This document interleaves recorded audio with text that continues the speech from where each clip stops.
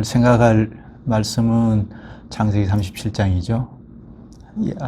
요셉이 애굽으로 팔려갔다는 것. 여기에 37장의 결론 부분에 말하죠. 요셉의 형제들이 요셉을 죽이고자 하다가 결국은 애굽으로 팔려가게 했다, 팔았다 하는 것. 이게 참 먼 나라 얘기 같습니다.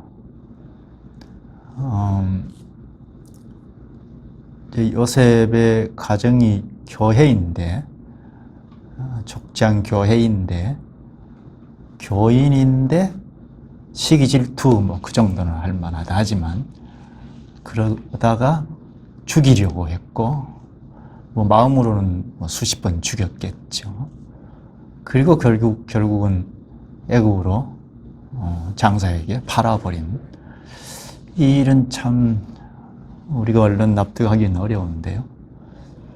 그러나 꼭 그럴까? 우리와는 별개의 세계인가? 그렇지만은 않다는 것.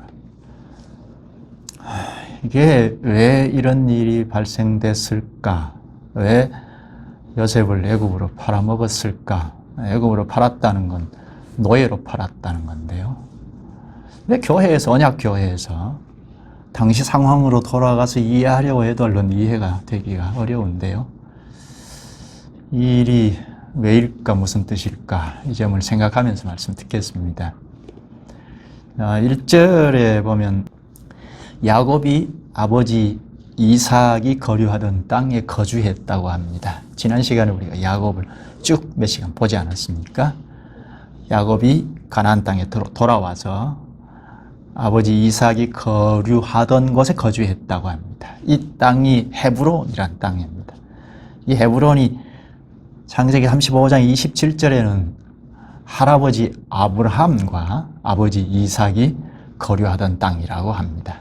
이 야곱이 아버지 이삭, 할아버지 아브라함이 거류하던 땅 헤브론에 거주했다는 것은 언약교회를 잘 이루고 갔다는 뜻입니다.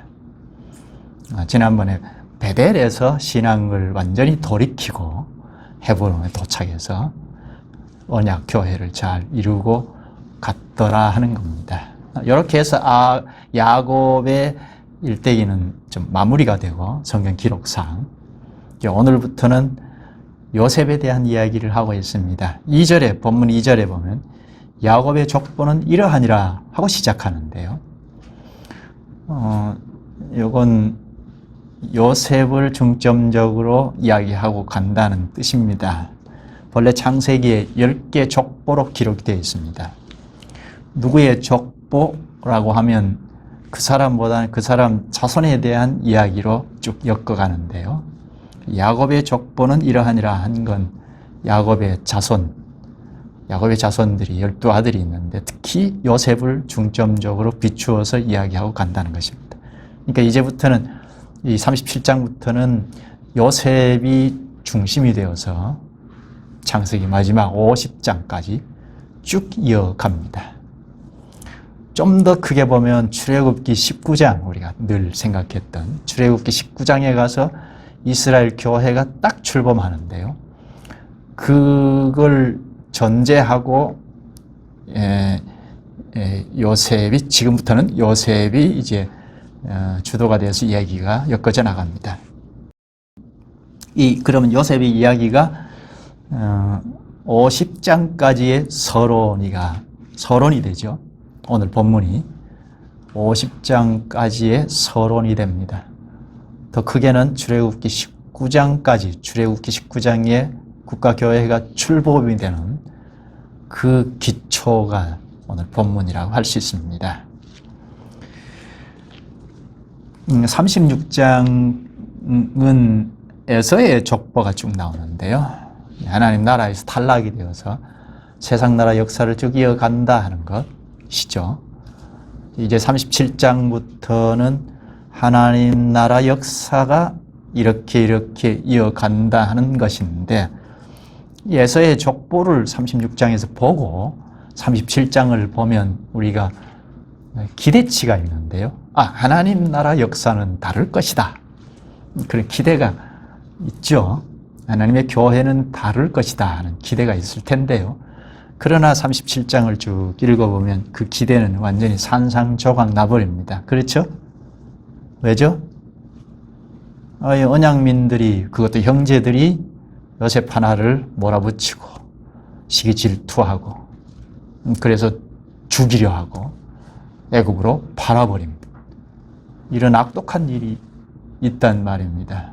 이건 우리가 하나님의 교회에서 이런 일이 있을 수 있을까 할 정도로 납득이 쉽게 되지 않습니다. 조금 좀 여지를 둔다면 요셉이 그만큼 잘못했다, 그렇게 생각할 수 있겠는데요. 형들의 미움을 받았는데 그 미움을 받을 만한 행동을 했죠. 꿈을 꾸고 그 꿈자랑을 했죠. 그 꿈이 예사 꿈이 아니고 자기가 실권을 잡아서 형제들도 다 절을 하더라는 이런 꿈이죠. 심지어 어머니 아버지까지 절을 하더라는 이런 아주 권력이 아주 높아지겠다는 그런 꿈을 자랑을 했단 말입니다.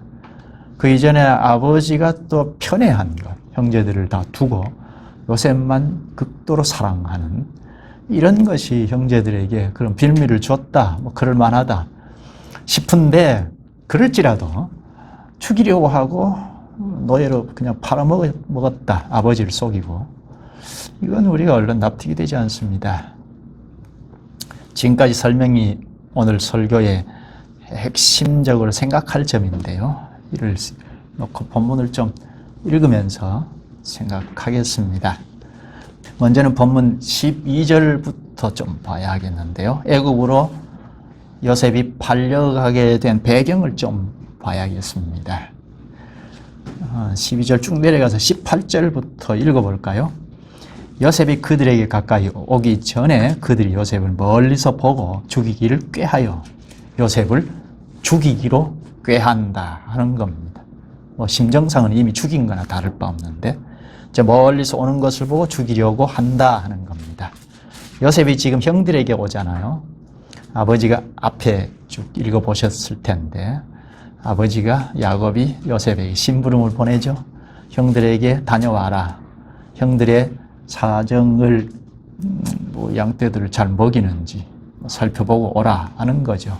형들의 안부를 좀 확인하고 오라 하는 거죠. 그래서 흔쾌히 요셉은 아버지 말을 잘 들으니까 저 세겜의 들판으로 쫓아갔습니다. 거리가 상당한 거리인데요. 단숨에 갔습니다. 세겜에서도 형들이 없어요. 그래서 여차저차해서 길을 물어서 지금 도단까지 왔습니다. 요셉이 저 멀리서 오는 것을 보고 형제들이 죽이려고 꾀합니다. 이 사람들이 지금 불신자가 아니잖아요. 근데 하는 행태는 불신자도 일반 도덕이 잘 갖추어진 불신자보다 훨씬 못한 막 나가는 그런 교인들입니다. 이게 될 법한 일이 아니죠. 동생을 죽이려고 합니다. 그 다음 볼까요? 19절 보면 죽이기를 꾀하여 서로 이르되 꿈꾸는 자가 오는도다. 꿈꾸는 자, 요셉이 꿈꾸는 자가 온다 합니다. 꿈 이야기는 우리가 구체적으로 생각하지 않아도 잘 아실 텐데요. 하나는 형들 곡식단이 요셉 곡식에 근처를 하더라는 거죠. 또 하나는 해, 달, 11별이 요셉에게 꾸벅 절하더라는 겁니다. 여기 11별은 형제들이고 요셉을 뺀 형제들이고, 여기 이제 해, 달, 이건 엄마 아빠를 상징하겠죠. 그러니까 부모까지 요셉에게 근처를 하더라 하는 겁니다. 이걸 요셉이 형들에게 자랑 삼아 이야기하죠. 형들의 시기가 폭발할 정도입니다. 이미 아버지가 요셉만 사랑하고 편애한 것, 심지어 채색 옷을 지어 입혔다고 하죠. 요셉에게. 이 채색 옷은 쉽게 말하면 노동자의 옷이라기보다는 감독자의 옷, 그렇게 생각할 수 있는데요. 그렇게 옷을 지어 입힐 만큼 또 요셉은 형들을 이렇게 감독하듯이 형들의 잘못을 일일이 아버지에 고해 바칩니다. 이 좋은 방법은 아니잖아요. 형들이 이런 잘못했고 저런 잘못했고 일일이 고해 바칩니다. 이게 좋은 방법이 아니죠. 그러니까 형들이 견딜 수 없는 겁니다. 시기가 넘쳐났습니다. 이미 죽이고 싶었는데 요셉이 혼자 오니까 이때다 했던 겁니다. 19절 20절을 볼까요? 서로 이르되 꿈꾸는 자가 오는도다.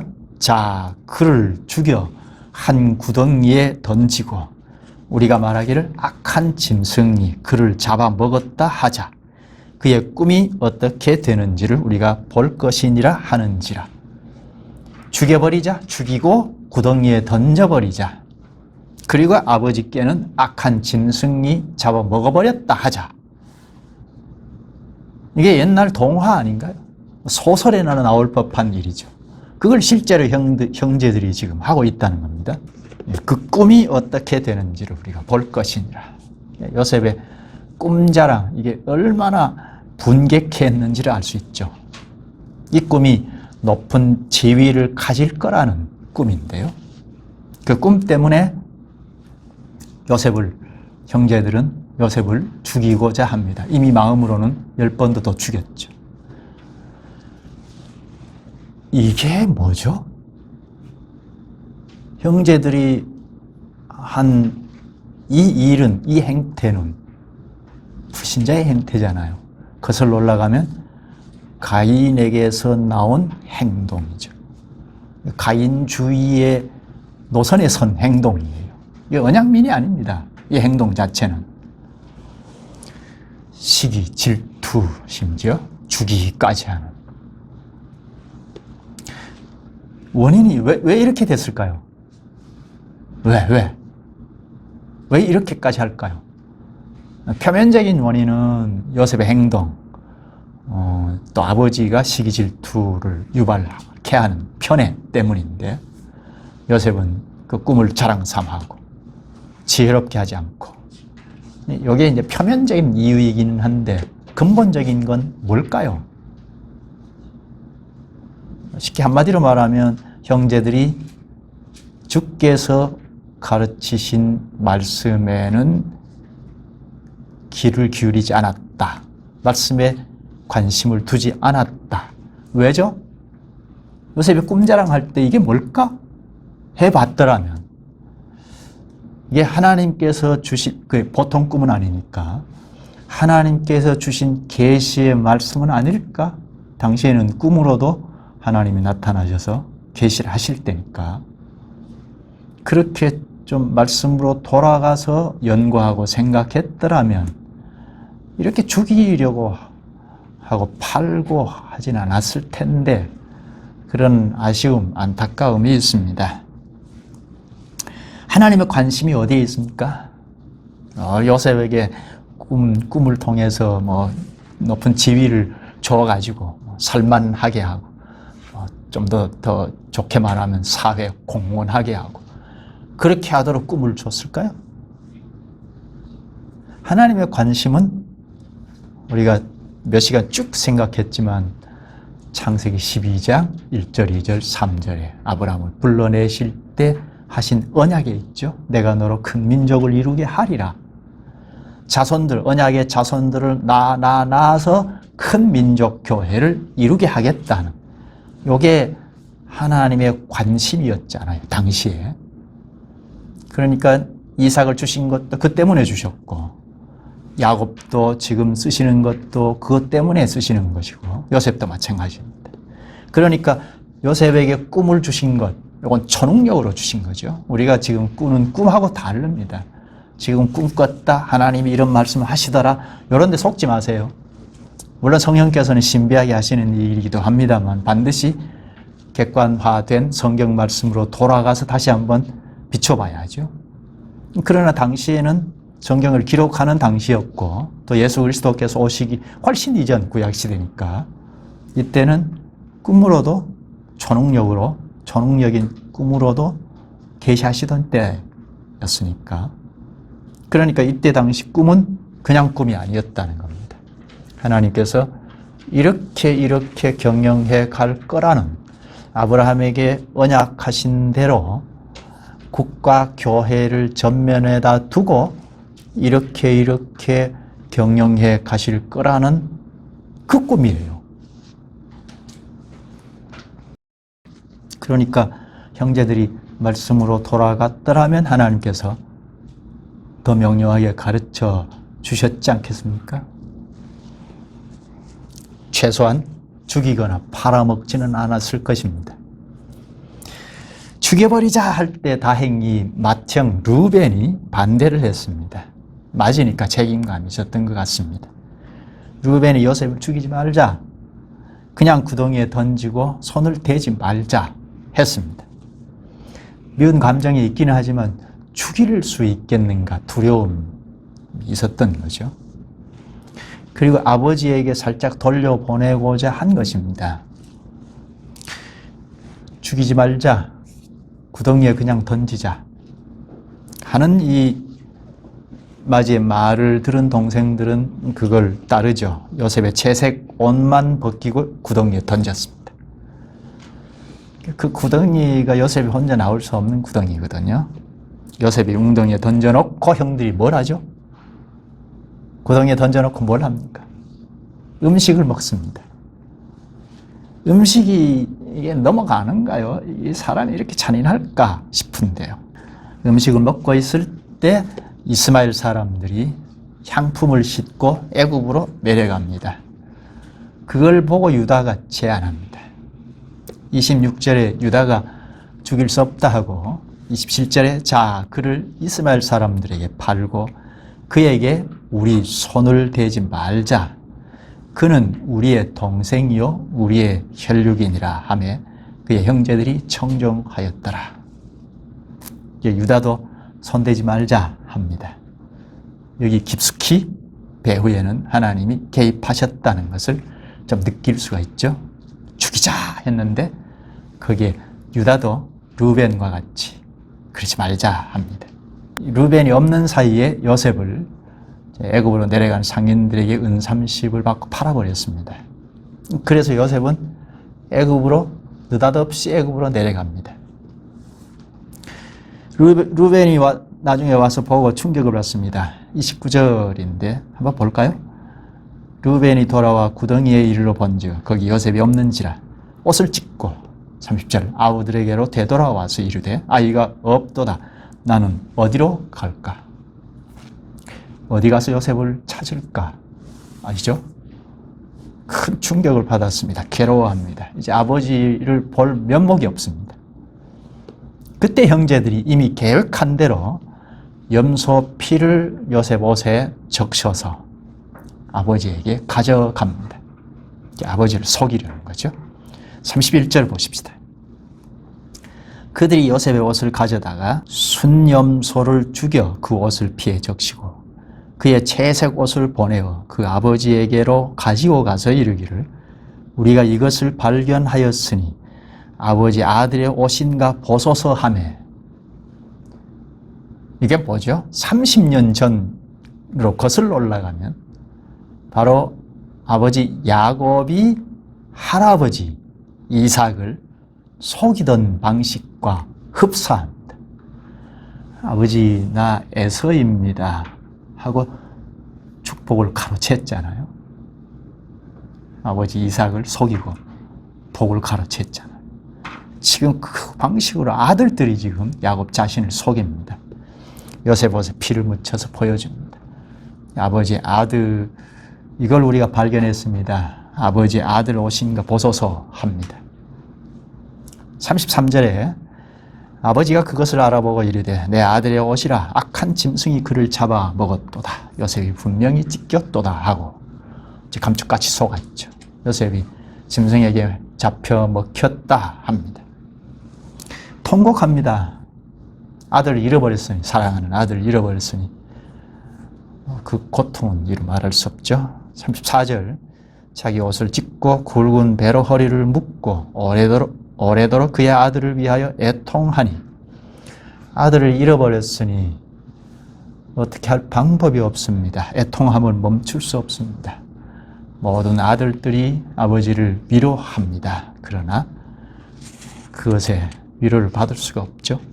35절 중간에 내가 슬퍼하며 수월로 내려가 아들에게로 가리라 하고 그의 아버지가 그를 위하여 울었더라.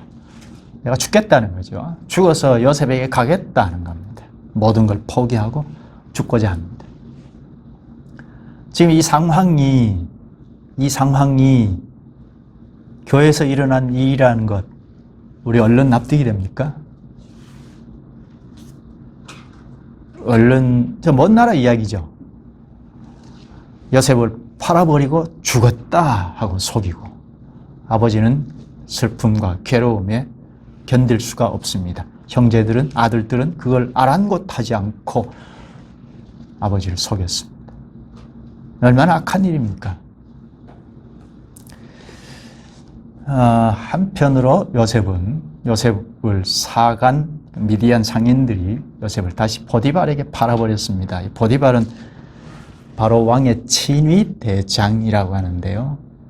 이건 형집행관들의 대장인데 바로의 측근입니다. 이제 좀 얘기가 연결이 되죠. 요셉이 이제 애굽의 상인들에 의해서 팔려갔는데 바로 왕의 측근 친위대장 보디발 집으로 팔려갔습니다. 이렇게 해서 이제 바로 왕의 신임을 얻게 되는 절차가 있죠. 여기까지가 이제 37장입니다. 요셉이 애굽으로 팔려갔다. 친위대장 보디발 집에 종으로 갔다. 이게 37장까지입니다. 이게 언약교회에서 일어난 일이다 하는 것을 우리가 얼른 받아들이기는 어렵죠. 이게 뭘까? 조금 좀 냉정을 찾아서 생각하면 요셉의 잘못도 있다. 형들을 시기 질투를 유발케 했다. 꿈을 꿈꿨다 하고 우쭐을 대고 내가 높은 지위에 오를 거다 하고 우쭐을 대고 이러면 싸움이 일어나죠.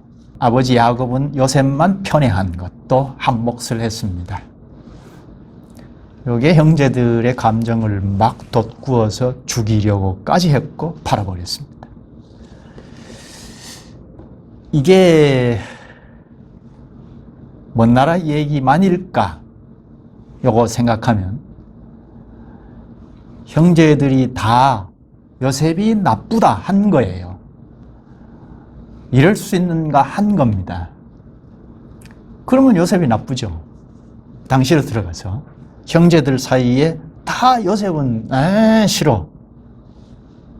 그러면 요셉이 나쁘죠. 그래서 죽여라 해도 나쁜 사람 죽이는 거니까. 뭐 요즘도 있는 일이에요. 요즘 왕따가 그런 방식이죠. 다수가 제 나쁜 애야 하면 나빠지잖아요. 이유 불문하고. 이게 교회 안에도 있어요. 교회도 우리도 가능성이 언제든지 있습니다. 우리는 안 그런가요? 다수가 저 친구 나빠하면 다 그렇게 생각하잖아요. 특히 목사가 저 친구는 진짜 나쁜 사람이야 하면 더 설득력이 있죠. 그럴 가능성이 우리에게도 있습니다. 집단으로 약자들을 매도하는 것은 아주 쉽습니다. 우리가 37장 이 본문을 어떻게 봐야 합니까? 이걸 왜 기록하셨을까? 하나님께서 무엇을 말씀하고자 하시는 걸까? 여기 본문에서 하나 중요하게 박혀 있는 건 요셉에게 꿈을 주신 것. 꿈 이야기죠. 이 꿈은 하나님의 계시였다 하는 것. 이게 중요하게 박혀 있는 거죠. 하나님께서 꿈을 통하여 하나님 나라를, 당시 하나님 나라를 이렇게 경영해 가겠다 하는 걸 보여주신 거죠. 그 단순한 꿈이 아니죠. 계시의 말씀입니다. 오늘 우리로 말하면 성경 말씀이에요. 이렇게 하나님 나라를 이끌어 가겠다 하는 거예요. 야곱과 그 자녀들 사이에서 볼 것은 별로 없어요. 주님의 말씀이 무엇일까? 하고 보면 꿈이에요.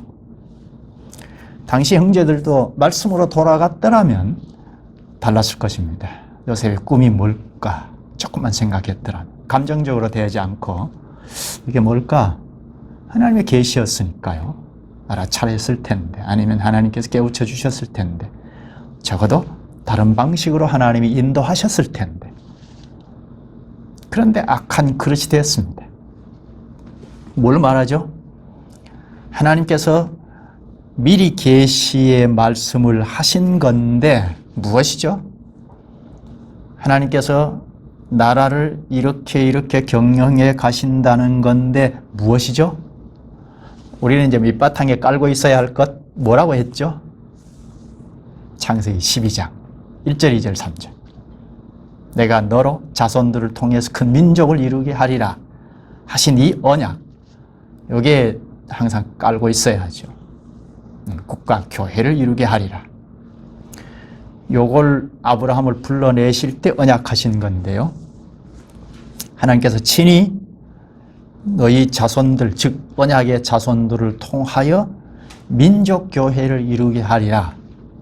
여기 밑바탕에 깔고 있어야죠. 이게 출애굽기 19장까지 밑바탕에 딱 깔고 전진해 나가죠. 그러니까 하나님께서 요걸 지금 깔고 요셉에게 꿈을 통해서 계시하신 거죠. 하나님께서 친히 나라를 경영해 가시는 중에 야곱도 쓰시고 야곱 자녀들도 쓰시고 요셉도 쓰고 계십니다. 하나님께서 약속하신 것을 하나님께서 주도적으로 주도권을 가지고 경영해 가시면서 반드시 이루시는데, 여기에 야곱도 야곱 아들들도 악한 그릇으로도 쓰시는 것이고 요셉도 쓰고 계시는 겁니다. 물론 형제들이 악행한 것, 이건 반드시 징계하실 것입니다.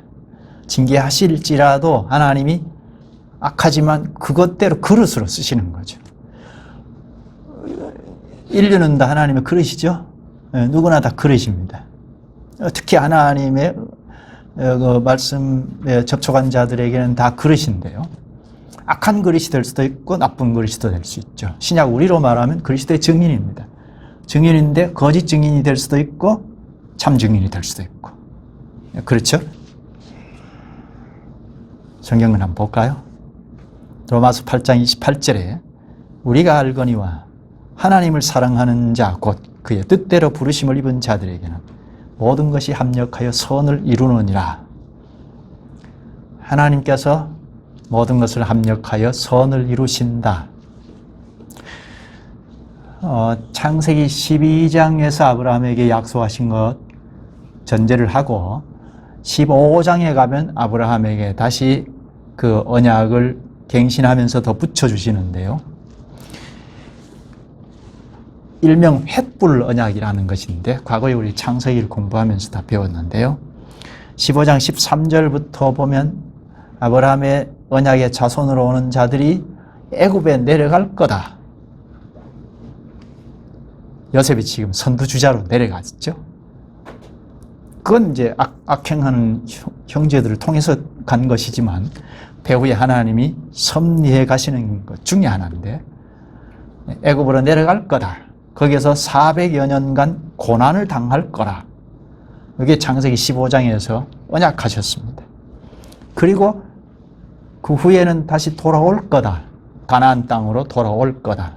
가나안 땅에서 언약 교회를 이룰 거다. 이렇게 창세기 15장에서 언약하셨거든요. 그 언약을 지금 가지고 지금 섭리해 가시는 거거든요. 하나님께서 택자를 구원해 내시려고 아브라함의 후손들이, 언약의 자손들이 애굽에 내려가서 400년간 고난의 과정을 거쳐야 할 거라 하는 것을 예정하셨습니다.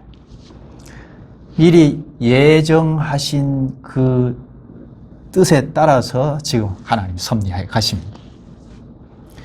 형제들은 요셉을 못 견디어서 죽이겠다는 심정을 가지고 애굽으로 팔아버렸지만 하나님은 그런 요셉을 쓰신다는 겁니다. 악한 형제들도 쓰셨다는 겁니다. 물론 그들은 문책이 있을 겁니다. 그러니까 요셉이 지금 억울하기 짝이 없게 노예로 팔려가서 고난 속에 생활하게 된 건 하나님 섭리 가운데 있다는 겁니다. 요셉은 그 사실을 알지 못했으니까 얼마나 고통스러웠겠습니까? 죽고 싶은 심정이었을 겁니다. 그러나 배후에 하나님이 섭리의 손길로 진행되더라는 겁니다. 그러니까 창세기 15장에서 횃불 언약을 통해서 하신 하나님의 언약이 시작 성취가 되는 거죠. 요셉이 애굽으로 내려갔다 하는 것은 지금 성취되는 과정에 있죠. 고난의 과정을 거쳐야 할 거라는 것. 요셉의 고난은 그냥 우연히 닥친 고난이 아니고 형들 때문이다. 표면적으로는 형들 때문에 받는 고난이 있는데 배후에는 하나님의 섭리의 손길에 의해서 당하는 고난이다 하는 겁니다. 언약의 자손들이 애굽에 내려가서 400년간 고난 가운데 처할 텐데 요셉이 선두주자로 지금 고난받고 있습니다. 앞으로 출애굽할 때는 400년간 고난을 다 끝내고 애굽을 탈출하는 거니까 온전히 성취가 되죠. 당신은 요셉이 잘 알지 못했을 겁니다. 사람이 고통 가운데 있으면 하나님의 섭리다, 그 잘 알 수 없잖아요. 알아도 수용하기 어렵고 잘 알 수가 없죠. 요셉도 잘 모르고 애굽으로 팔려 갔을 거고 애굽에서 보디발 집에서 생활하면서도 계속 억울한 일을 당하는데 그때까지도 잘 몰랐을 겁니다. 그런데 언제 확연히 알게 되죠? 언제? 하나님께서 하신 언약, 꿈을 통해서 계시의 말씀을 예고하신 그게 이루어질 때, 아, 그렇구나, 알게 됩니다. 형제들이 애굽에서 총리가 된 요셉 앞에 와서 절을 할 때 알았던 거죠. 확실히 알았을 겁니다. 얼른 찾아볼까요? 42장입니다. 창세기 42장. 오늘 본문에서 하나님이 계시하신 것이 성취되는 것인데요. 본문 7절이나 9절이나 10절에 나오는 절하다는 이 단어가 42장 6절에서 똑같이 나오는데요. 42장 찾았으면 5절부터 보십시다. 이스라엘의 아들들이 양식 사러 간 자 중에 있으니 가나안 땅에 기근이 있음이라. 당시 온 땅에 기근이 심했습니다. 뒤덮었습니다. 기근 때문에 여러 나라 사람들이 애굽으로 내려갔습니다. 애굽에는 먹을 것이 풍족했고 당시 요셉이 총리가 된 때였으니까 요셉 앞으로 몰려든 겁니다. 6절을 볼까요? 그때 요셉이 나라의 총리로서 그 땅 모든 백성에게 곡식을 팔더니 요셉의 형들이 와서 그 앞에서 땅에 엎드려 절하매. 애굽의 총리가 된 요셉 앞에 와서 꾸벅 절을 합니다. 이때는 요셉이 알았을 겁니다. 그때 꿈. 하나님께서 나에게 꿈을 통해서 계시하신 말씀이 이렇게 성취되는구나 하는 것을 알았을 겁니다. 얼마나 감격스러웠을까요? 기근 때문에, 먹을 것 때문에 많은 족속들이 이집트로 들어옵니다. 요셉 앞에 와서 부복합니다. 형들도 그 일행들 사이에 끼어서 와서 꾸벅 절합니다. 요셉의 형들이 와서 그 앞에서 땅에 엎드려 절하매. 여기 절하다 하는 단어, 원어 단어는 본문에 37장 본문 7절, 9절, 10절에 절하다는 단어와 똑같습니다. 하나님께서 꿈에 보여주신 곡식단이 요셉 곡식단에 와서 절한다는 것, 해, 달, 11별들이 절한다는 것, 단어가 똑같습니다. 요셉의 요셉의 꿈으로 하나님께서 계시하신 것이 완전하게 성취된 거죠. 또 45장으로 가서 보십시다. 45장, 창세기 45장. 형들은 아직 모릅니다. 요셉은 형제들을 금방 알아차리고 절을 하는 것을 보고 그 감정을 억제하지 못해서 통곡을 합니다. 그리고 형제들 앞으로 나갑니다. 45장 찾았으면 3절부터 보십시다. 요셉이 그 형들에게 이르되 나는 요셉이라. 이제 이실 직구하죠. 나는 요셉이라. 내 아버지께서 아직 살아계시니까 형제들이 그 앞에서 놀라서 대답하지 못하더라. 형제들이 소스라치게 놀라서 말문이 막혀버렸습니다. 내가 요셉입니다. 아버지께서 아직 살아계시다고요? 하면서 자신을 밝힙니다. 형들이 말을 못하죠. 말문이 막힌 거죠. 상상도 할 수 없었던 거잖아요. 꼼짝 못했습니다. 자신들의 잘못이 있잖아요. 아마 제정신이 아니었을 겁니다. 이게 꿈인가? 했을 겁니다. 그때 요셉이 뭐라고 합니까? 5절부터 볼까요? 당신들이 나를 이곳에 팔았다고 해서 근심하지 마소서. 한탄하지 마소서. 하나님이 생명을 구원하시려고, 택자들을 구원하시려고 나를 당신들보다 먼저 보내셨나이다. 하나님이 생명을 구원하시려고 요셉이 엄청난 깨달음을 가졌죠. 자기 고난의 과정을 전부 하나님의 관심도에다 딱 맞췄습니다. 택자들을 다 구원해내시려고 나를 당신들보다 먼저 보내셨나이다. 아마 이때는 요셉이 당신들도 이제 애굽으로 내려와야 할 겁니다 하는 걸 알았을 거예요. 먼저 보냈다고 하죠. 7절, 8절 볼까요? 하나님이 큰 구원으로 당신들의 생명을 보존하고 당신들의 후손을 세상에 두시려고, 이제 언약의 자손이죠. 언약의 자손들을 두시려고 나를 당신들보다 먼저 보내셨나니 그런즉 나를 이리로 보낸 이는 당신들이 아니요 하나님이시라. 하나님이 나를 바로에게 아버지로 삼으시고 그 온 집의 주로 삼으시며 애굽 온 땅의 통치자로 삼으셨나이다. 요셉이 지금 하나님이라는 말을 계속 반복하죠. 5절, 7절, 8절 계속 반복하면서 하나님이 나를 이리로 보내셨다고 합니다. 하나님의 섭리를 이제 확연히 알고 말합니다. 형들을 전혀 문제 삼지 않죠. 하나님께서 섭리하신 바라 합니다. 오히려 악한 형제들을 하나님께서 쓰셨다 합니다. 하나님이 나를 이리로 보내셨다 하는 이 말은 형제들을 팔았잖아요. 그런데 하나님이 나를 이리로 보냈다는 것은 하나님의 손길에 형제들이 쓰였다는 거죠. 하나님께서 요셉을 이렇게 깨우치셨습니다. 하나님은 요셉은 물론이요, 요셉의 형제들까지도 쓰셨습니다. 물론 잘못은 징벌하실 겁니다.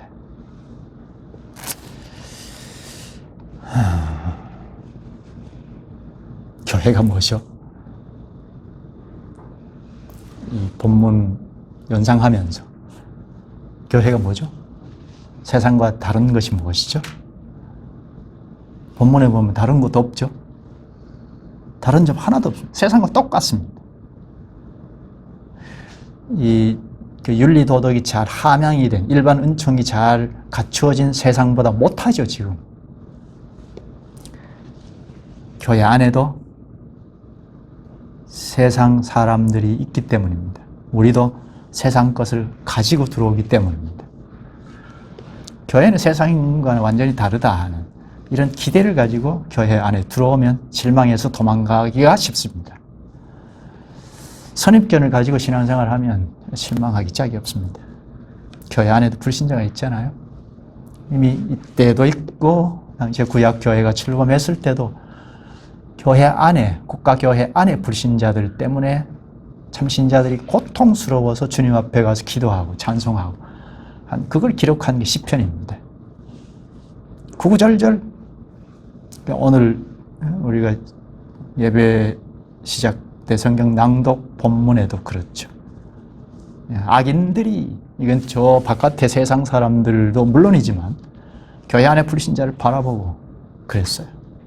악한 행동을 하는데 더 살이 찌고 더 잘 살고 죽을 때도 고통이 없고 이렇게 하나님 앞에 넋두리 합니다. 찬송합니다. 근데 성소에 들어가서 깨달았다 하죠. 그들의 끝은 성소에 들어가서 깨달았다고 하죠. 그 교회 안에 불신자가 어느 시대에도 있더라는 겁니다. 지금은 없나요? 지금도 있죠? 교회 안에 불신자가 있다는 겁니다. 다만 말씀으로 돌아가서 생각하는 언약민이 있다는 것, 그것이 세상과 다릅니다. 주님께서 말씀으로 오셔서 우리에게 깨우치신다 하는 것, 그게 세상과 다르죠. 그 말씀을 받아서 그 말씀을 따라 살고자 하는 언약민이 있다 하는 그것이 다르죠. 그 나머지는 세상과 같습니다. 그럼 우리는 말씀으로 돌아가서 생각하고 말하고 행동하는 사람들과 교제해야겠다 하는 거죠. 말씀으로 돌아갈 줄 모르는 사람과는 교제하기가 어렵습니다. 전도하기 위해서 교제하는 정도이지. 전도가 안 되면 어렵습니다. 말씀으로 돌아가면 주께서 우리를 깨우치시고 너나 할 것 없이 깨우치십니다.